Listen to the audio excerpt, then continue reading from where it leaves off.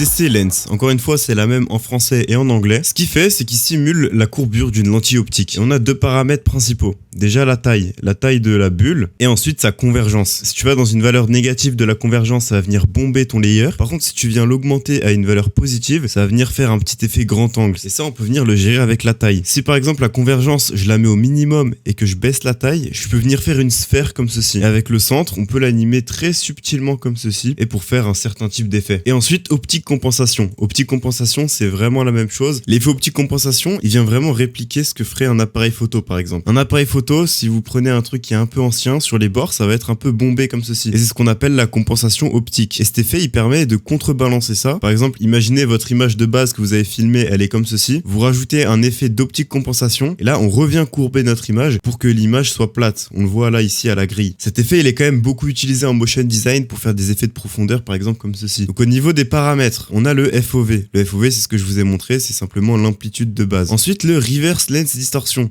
Ça, je l'ai déjà utilisé. Ça te permet soit de courber vers l'intérieur comme ceci, soit vers l'extérieur. Ensuite, on a le centre. Le centre, ça, il peut être utilisé pour être animé. C'est super beau à voir. Le FOV orientation, ça te permet simplement d'avoir une déformation qui est différente. L'optimal pixel, quand il est activé, simplement, ça va pas venir trop dézoomer les pixels de ta vidéo. Donc, on a le comparatif. Par exemple, si tu regardes au milieu, là, mon logo, il fait à peu près la même taille. Par contre, si je le désactive, ça va venir vraiment le rapetissir. On voit bien la comparaison entre les deux.